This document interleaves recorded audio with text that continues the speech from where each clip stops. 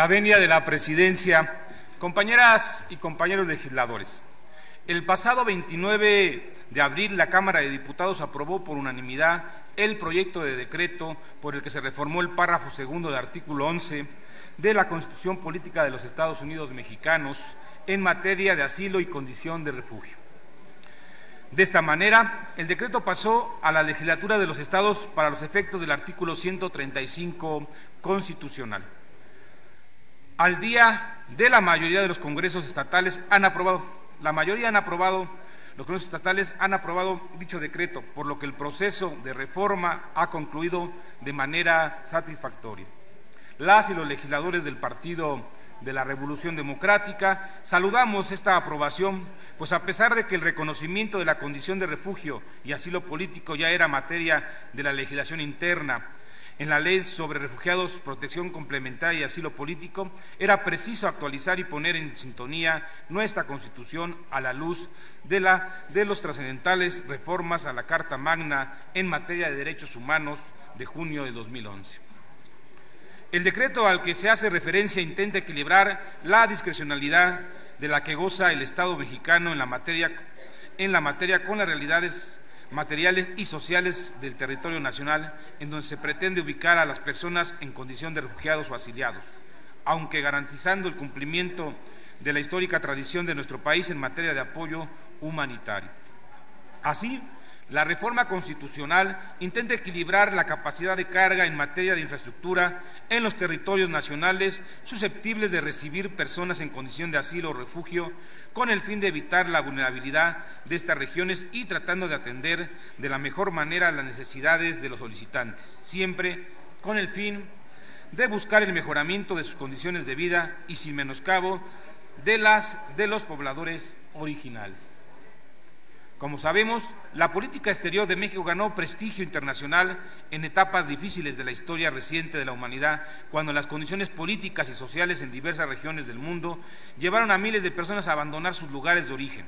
Nuestro país fue solidario con personas de varias nacionalidades que enfrentaron la persecución política por defender sus posturas e ideales, enfrentando a gobiernos autoritarios. La política de refugio, llevada a cabo por el presidente Lázaro Cárdenas, sigue siendo motivo de reconocimiento internacional a nuestro país y de orgullo para todos los mexicanos. Un caso paradigmático es el de los miles de refugiados que llegaron desde España huyendo de la guerra civil en la década de los años 30 del siglo pasado. Los hombres y mujeres que arribaron a México en ese tiempo destacaron por las enormes aportaciones que han hecho a nuestro país en el ámbito académico e intelectual, entre muchos otros aspectos. Años después, nuestro país se solidarizó con los perseguidos políticos de las brutales dictaduras militares que desgraciadamente fueron implantadas en el cono sur de nuestro continente. Miles de refugiados chilenos, argentinos, paraguayos, brasileños, entre otros, son ahora orgullosamente también mexicanos y han sido parte integral de la historia y la cultura reciente de México. No obstante, estos antecedentes, en años recientes nuestro país está enfrentando un enorme desafío con relación a los miles de centroamericanos solicitantes de asilo y refugio, que buscan se les otorgue esta condición. Las solicitudes se han incrementado notablemente, pero desgraciadamente muchos peticionarios no logran cumplir con los requisitos impuestos por las autoridades migratorias mexicanas y son denegados de la protección internacional. Existen numerosas trabas para que los migrantes tengan acceso a visas o por razones humanitarias y de asilo.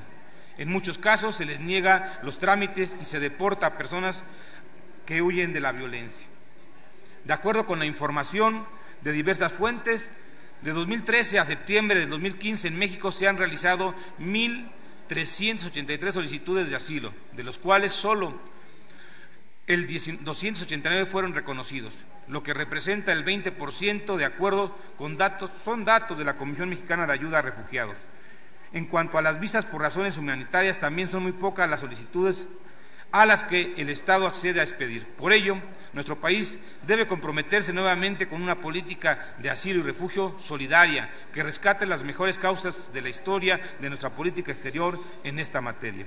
En el grupo parlamentario del Partido de la Revolución Democrática demandamos a las autoridades federales un trato adecuado de los demandantes de asilo por razones de persecución política, religiosa o otro tipo, así como los refugiados que huyen de conflictos, en congruencia con la tradición humanitaria que ha hecho de nuestro país vanguardia en esta materia a nivel internacional. Por su atención, muchas gracias. Es cuanto, señor presidente.